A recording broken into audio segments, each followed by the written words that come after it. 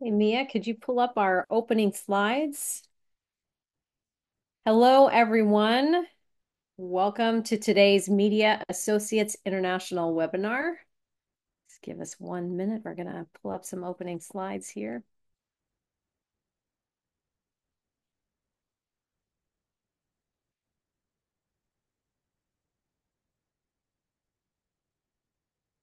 There's an AI caption translation of this webinar available by clicking on Show Translations and choosing your preferred language.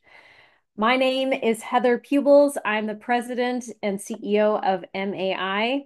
MAI is a global network that exists to equip, encourage, and connect global Christian writers, editors, and publishers as they create life-transforming materials in their heart language and local context.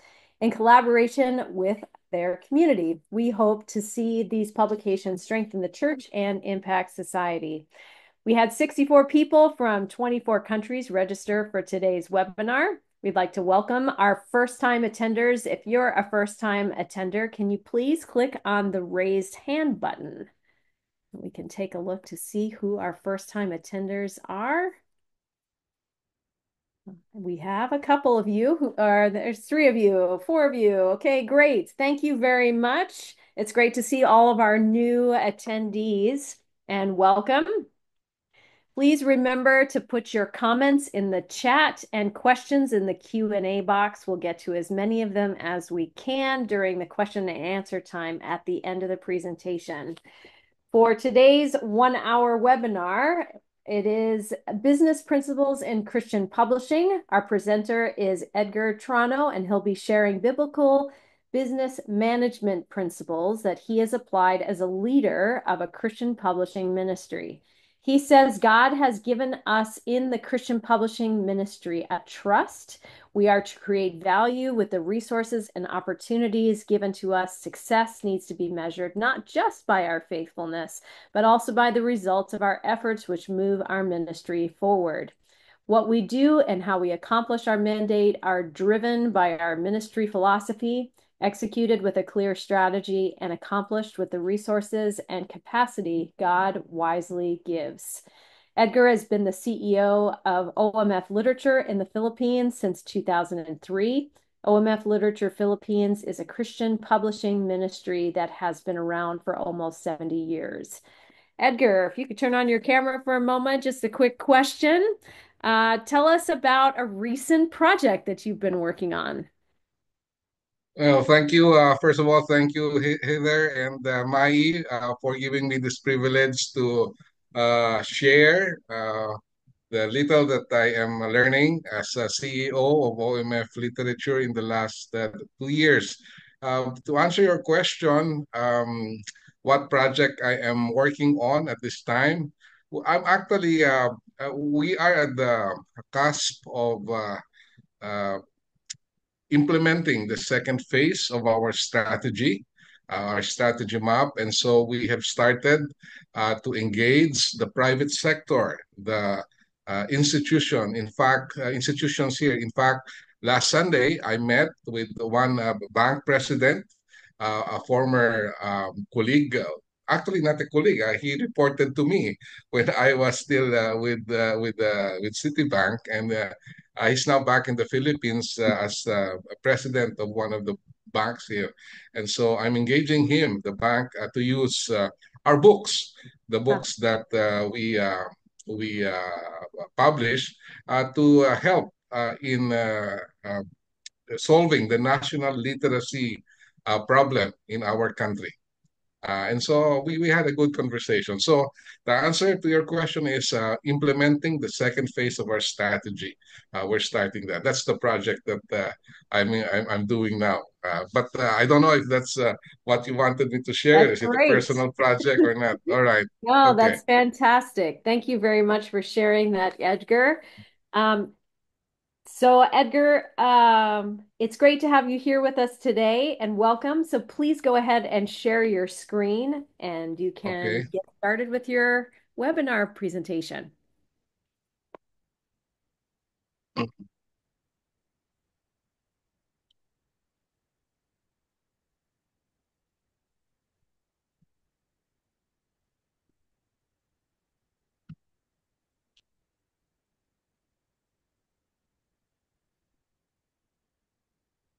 Okay. Hello, everyone. Good morning, good afternoon, good evening, wherever you are in the world. And again, thank you for joining this webinar. And I'm grateful again to Mai for giving us this, for giving me this opportunity to be of help to the Christian publishing world. And I'm going to share what I have experienced or we have experienced in OMF Literature. I've been CEO of OMF Literature since January of 2023. And so let me talk about I am a banker in my career, and so I am quite attuned to business principles, which I am applying in the OMF literature mission and vision. And so let me see if I can. What's happening? Why is this not going down? We tested this earlier. Okay. When I started as CEO, I agreed with the board and with the management that our theme for the next 3 to 5 years will be restart and rebuild, turn around and transform. I came at a time when OMF literature has been, they've been losing money. They've not had a positive net income for the last 10 or 12 years. And so we needed to turn around the ministry and then to transform it to be more resilient and to be more profitable. And we needed to restart. I needed to improve the balance sheet and then rebuild from there. Heather has already mentioned my spiel as to what is this all about, and so I will just focus on talking about the ministry philosophy, the need for a ministry philosophy, the need for a clear strategy, and the need to be measuring results. And so that really is the outline of the webinar. Talk about the ministry philosophy, the use of a strategic planning tool, and tracking progress or measuring results. So the first thing, the ministry philosophy, I will just say that ministry is business. Ministry is business. I hope you're not surprised with that, but let me explain. There's been an increasing advocacy of philosophy and advocates of philosophy that business is ministry. You've heard of the faith-driven entrepreneur. I am a member, or OMF Literature is a member of Business as Missions here in the Philippines, and you probably have heard of C12. I've had a little bit of experience with them as well. So these are businesses, C12 are businesses that are applying Christian principles or running their business as Christians in their field. The word business has had a negative connotation. People will say, why ministry is business philosophy? Isn't business about profit, about greed? No, this guy is saying greed is good, no?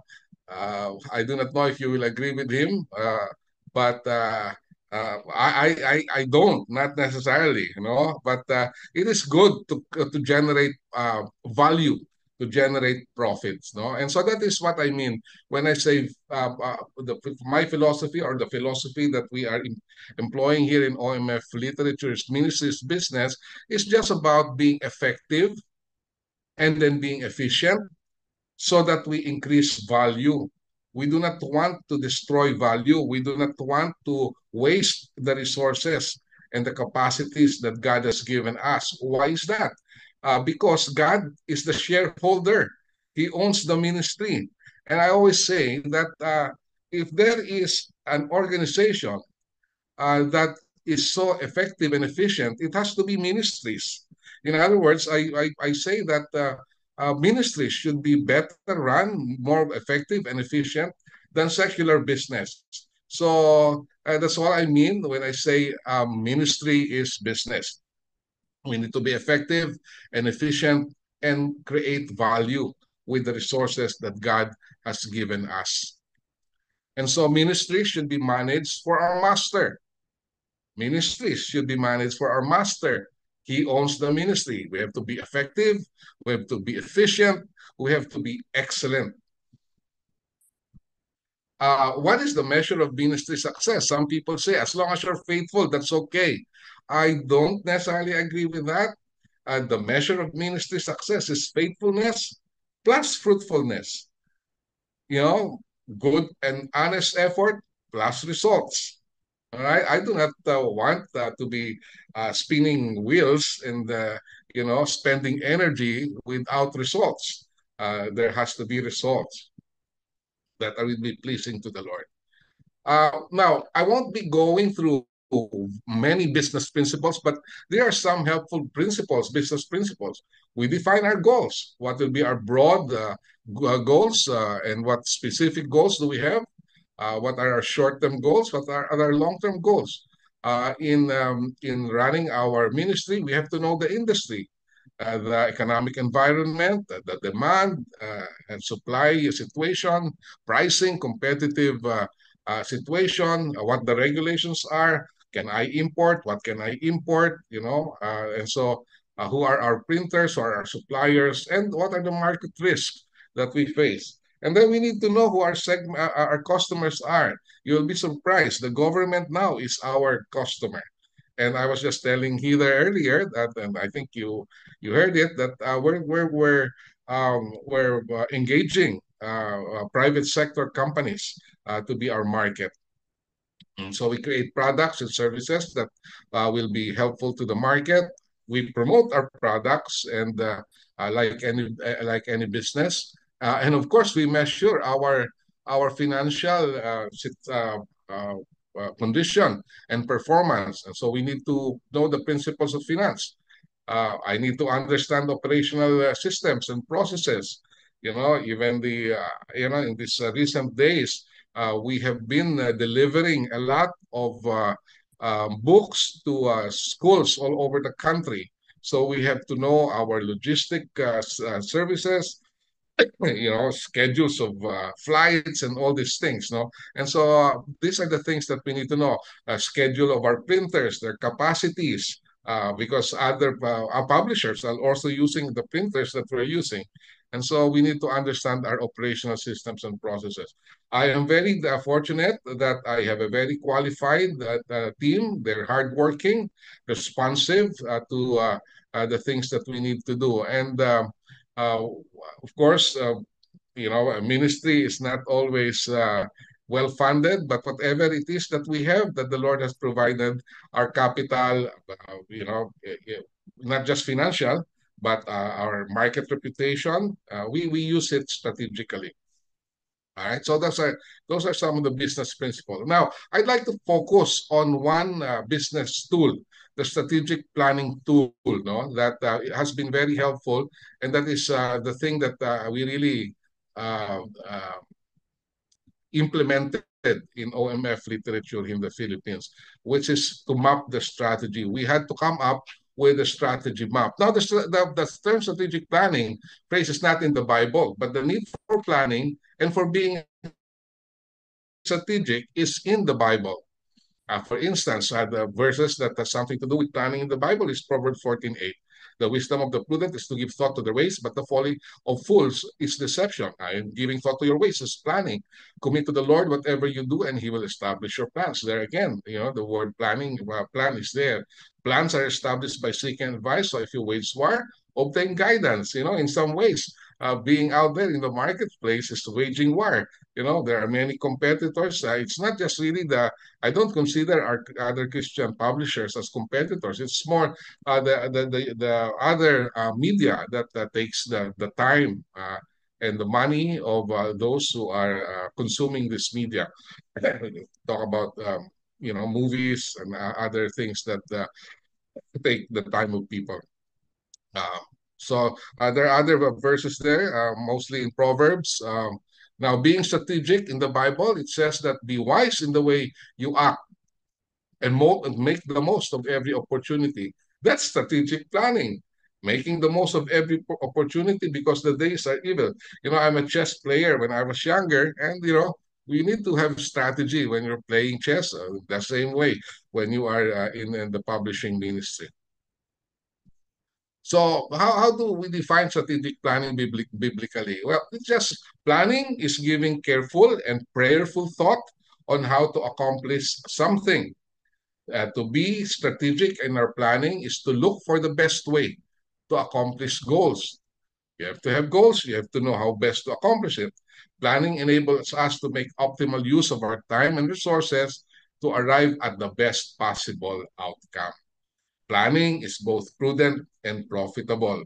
But we always need to be careful, that our plan is not the all in all. We need to be careful because even if we have plans, let us always remember that it's God's purpose which will prevail.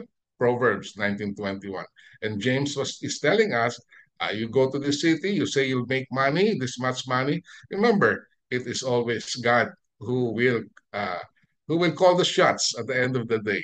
But it's good to plan. It's prudent and profitable to plan. But God, you have to depend. We have to depend on God for the results. What's the importance of strategic planning? It ensures the use of resources so that it will be aligned, or our resources or the use of our resources will be aligned with our vision and mission. All right, and of course the strategy. A strategy provides clarity of direction, plans, and purposes. It allows for unified and consistent action. And then, very important always to me, and I think some of my teammates are here. We make sure we measure our progress, no, and then strategic planning is more long term versus operational goals, which are more short term, and strategic planning is transformational as opposed to tactical, for short term goals. Now, what I'd like to emphasize now is that planning is teamwork. It has, ideas will have to come from below, from the rest of your team, engage your team in the planning process, but you also need to have directions from your board, from those above you. So it's both bottom up and top down. We start by just analyzing our situation, what the ministry situation is, and the one of the better tools that I have experienced in my business career, in my professional career, is the SWOT analysis, where you look at your strength, your weaknesses, the opportunities, and the threats. And then what is important is that you link whatever it is you learn from the SWOT analysis directly to your strategic plans. Okay, I will not be delving too much just in the SWOT, but this is a slide of what the SWOT is like. Your strengths give you the competitive advantage over your competitors. Your weaknesses are things that you need to improve in your operations and your people. Opportunities are those where you will find opportunities for growth for your ministry. And of course, the threats are things that could endanger the ministry, and you have to watch this. No, the internal aspects of the SWOT analysis is the strength and the weaknesses, and the external is the opportunities and the threats. And the helpful things for you will be the strengths and the opportunities, and the harmful things will be the weakness and the threats. All right, so you use the SWOT so that you can identify what strategic plans and strategic objectives you will have. Now, this is what we did, no? When we first uh, planned. We got our teams together. First, I had the departments just talk to one another and identify their SWOT, their department SWOT. All right, and then we put the departments together, and then we came up with the ministry SWOT. Okay? I don't know if I have some of my teammates here. I hope they had fun doing this. It's quite an engaged exercise, but no one was exempted. Everybody had to join in the SWOT analysis and had to contribute. So I enjoyed working with the team in our SWOT discussions. And after we did this with the team, the smaller team, the management committee, spent a day, outside the office just to filter everything and come up with a final SWOT and what our strategic objectives would be based on the SWOT.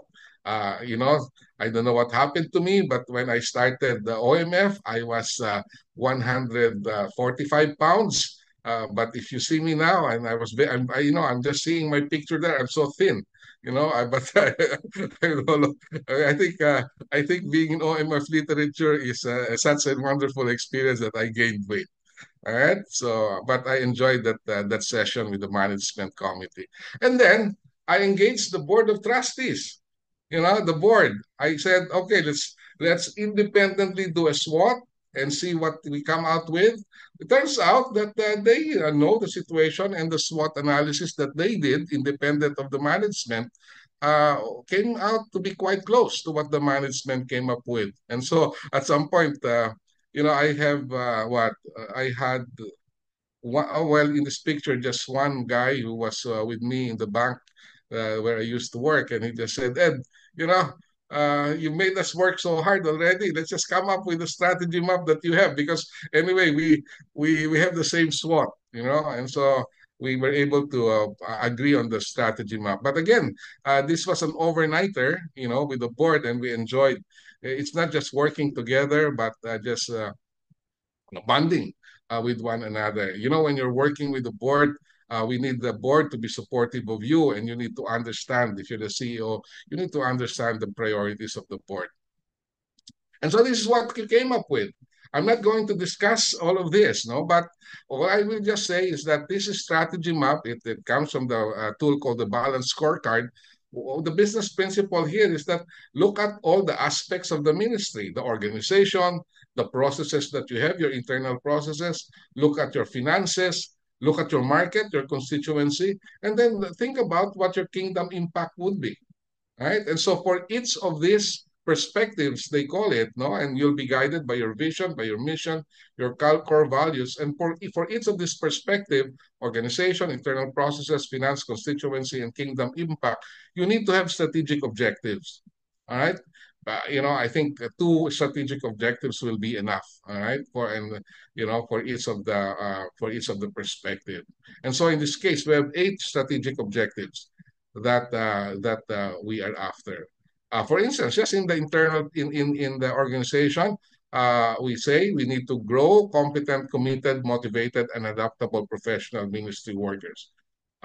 For internal processes, improve key processes. Finance, achieve profitability and sustainability, because at that time we were losing money. For our market, expand reach to targeted sectors of the Filipino uh, uh, population, no? Churches. And then overall, we want to contribute to the development of biblically literate and spiritually equipped disciples of Christ. So those are the strategic objectives that came out from the SWOT. All right. And I won't go through this, but these are the specific strategic action plan, the key features. All right, we had a 3-year planning horizon where we are in fiscal year 25, and we wanted to turn around to profitability last year, but we failed almost, but we failed. But today, in fiscal year 2025, our team more than made up for not hitting, a little bit of income in FY24. They are constantly what do you call this, bugging me for their bonus. So, but they did very well. The team did very well this fiscal year. These are other features of our strategic action plans.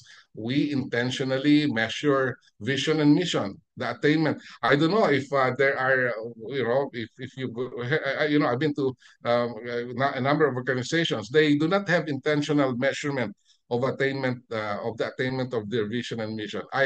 We designed a way so that we will see if we're attaining our vision and mission. Again, there are other key features of our strategic action plans. one of the hardest things and the most painful thing we had to do was you have to make the hard decision. We closed unprofitable branches, and so I forget now how many branches we had to close. We ended up with three. I think we closed maybe five branches. All right. Uh, so that was a painful decision, but it had to be done. Just to give you the intensity or the level of intensity of the strategy map, we have eight, as I said, we have eight strategic objectives, 21 strategic action plans, and 36 and 44 specific programs and projects to achieve those strategic action plans over a period of 3 years. I find this too much, but uh, we're this is our first attempt, and I will not. I think some of my team leaders are here. They'll be very happy to hear this. I will not feel bad if some of this will not be achieved because I think we purposely they say aim high, so that even if your actual arrow comes low, you still hit a good target. Okay.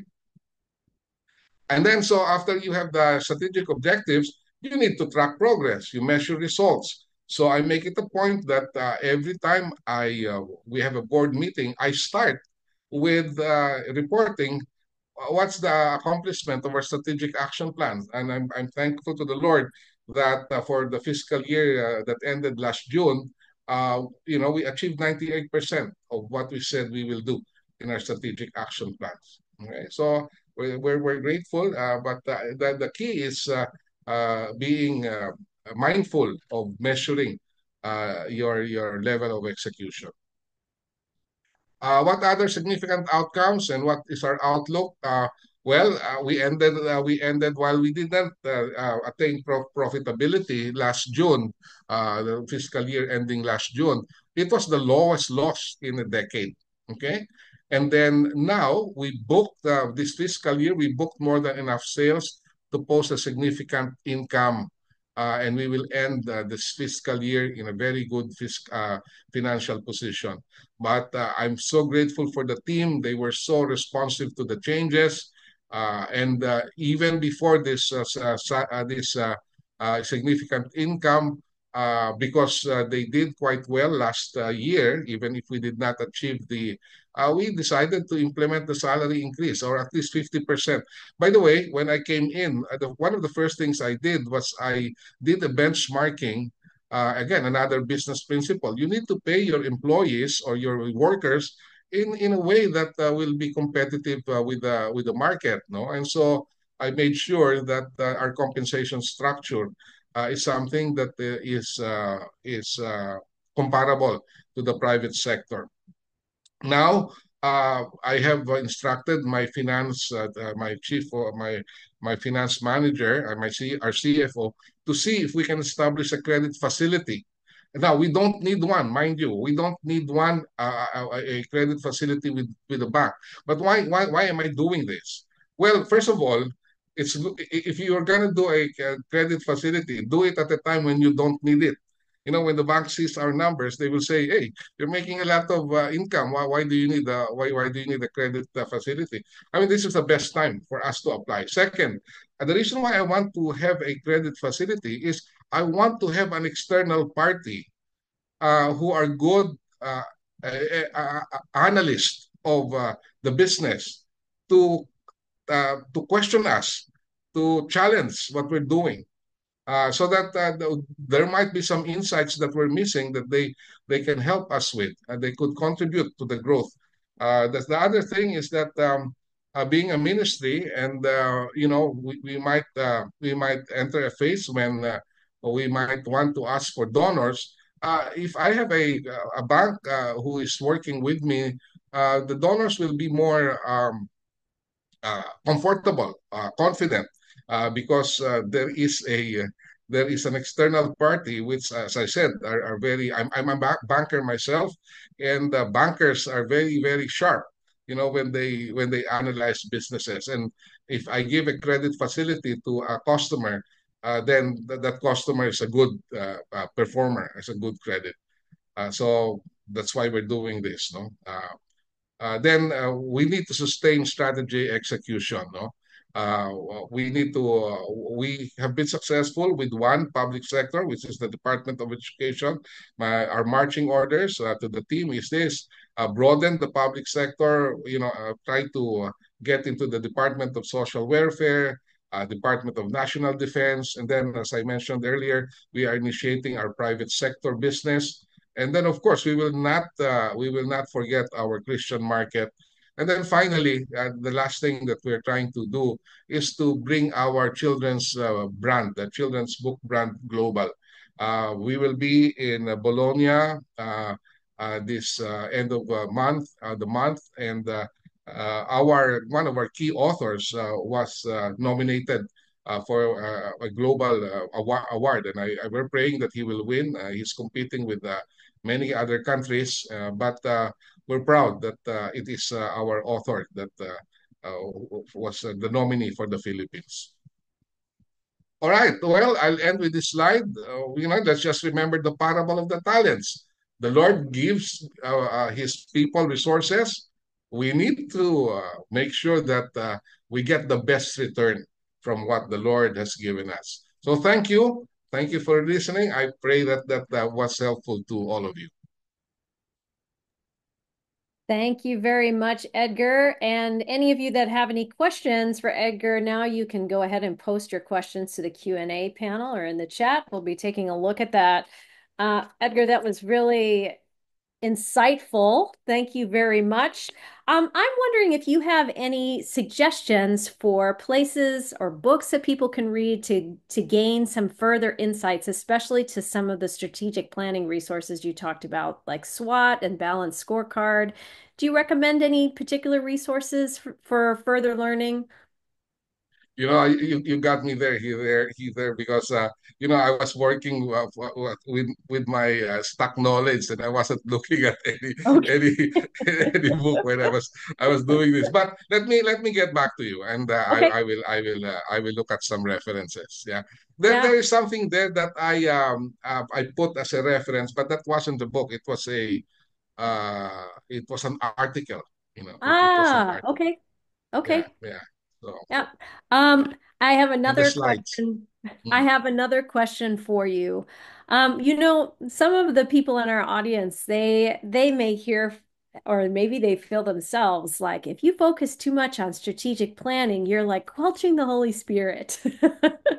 How do you respond to people when they might feel this way, that this is like not leaving room for what maybe God wants to do? Oh, either I always say there should be no dichotomy. It's When good. you are planning, you are depending on the spirit. I can tell you, my team will know that whenever we do planning, we pray. There should not be no dichotomy. You know, Planning is a tool that the Lord has given us. And so I think that's the reason why I started with one of the slides where, business is given a bad, you know, uh, like uh, like it's wrong. But no, planning, you have to be guided by the Spirit when you plan. That's great. Very good answer. I like that a lot. I don't think that we have any other questions. I don't see any in oh, there might be one that just came in. There's one question from Vivian. She said, "Do you ever publish a book by an unknown author that you know won't sell well, but you believe it needs to be published because it is a quality resource? And if You know so, that, that that is a very important question. All right. Uh, and I don't know if I will be able to answer that directly, but this is how I've answered something, a question that is similar to that. Some people would say, but this is needed by the market. All right. Well, I will say it is only needed by the market if they will pay for it, right? I mean, if they're not going to buy it, then it's not needed, right? hmm, So for me, the measure of value is when people, in fact, exchange value for that. But if not gonna, if no one's going to buy it, then why do we say it's important that it is needed? Yeah, that's great. Thank you for that answer. She had one follow-up to this, but I think you've kind of already answered that. She said, if you were to publish something that you knew needed to be published that wouldn't sell well, what percentage of the books would you publish? Um, you know, how much, what's the minimum amount that it would need to sell in order to put it out? Well, enough to pay for the cost of printing and because there's a minimum volume of copies that you need to when you have to print, right? And so it should at least cover that plus a little bit more. Another question here from Jenny. Part of the planning and publishing, how does AI affect your planning and publishing processes? I've not delved into the AI field yet, no, but I think I need to do that. Uh, but right now, I've not. We've been focused on executing our existing strategy, and we did the strategy 2 years ago. But we are. My request to the team is to come up with our digital strategy, and I think AI will have to be part of that thinking process. But and then also, of course, and then I will be uh,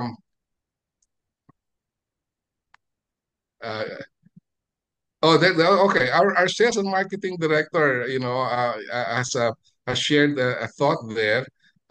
She was saying because we have our print on demand, all right, and so sometimes if it's not gonna be a big thing, and we can just print there and the print on demand, and then the others also would could do that option as well, no. But be careful, when you think it's not gonna sell too much, why get into it? Why take the risk? No, I mean, unless you have plenty of resources that you are willing to write off, then that's good. Then That's great. There's a question that came in before the webinar from Grace asking, but she's saying that she's interested in starting a publishing house and what's the first thing she needs to do to start? I don't know. I came in with I came in and then took on something that's already ongoing. So I'm not clear about how to answer that. I mean, if you're going to start, I don't know. I just but from a general principle, the thing that I always need to do is I need to understand the market. I always start with the market. I do not start with my product. I Hmm. start with the market. We've got a question from Wilson. He is saying, we receive many manuscript submissions for Christian publications. We see the author's heart to convey a message, but how do we ensure that the theology is sound? Ah, well, what we do with us, and in fact, well, we were doing it. We are not, there was a time it stopped, and I'm still trying to put that back. We need to have a theologian reviewing our stuff. Yeah, we need to have somebody.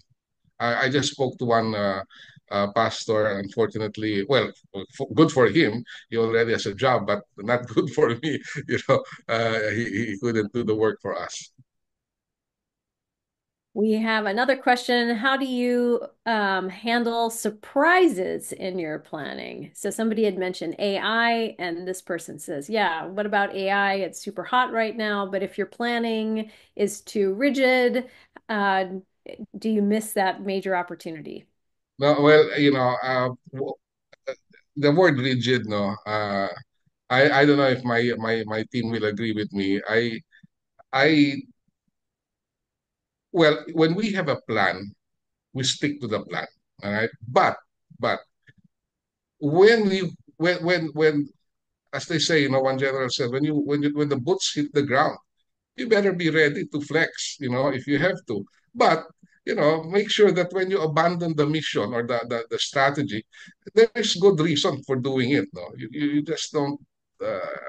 abandon a strategy that you have thought of for a long time just because of a sudden shift of the wind. You need to be very clear about when to do it and why you have to change.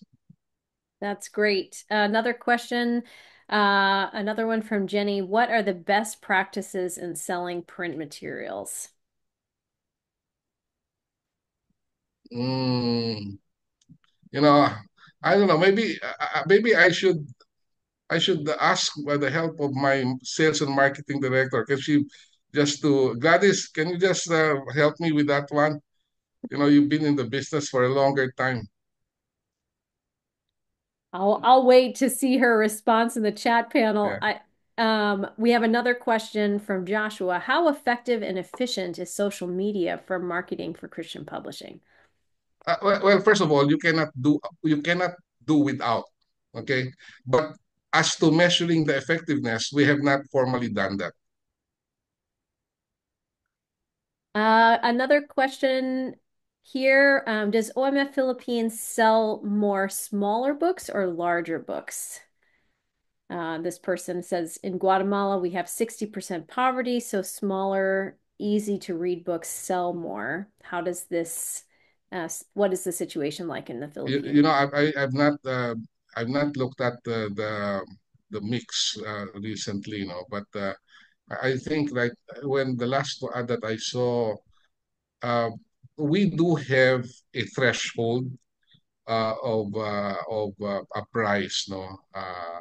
But we because we do sell imported materials, so we're okay to we do have a market for the more expensive books.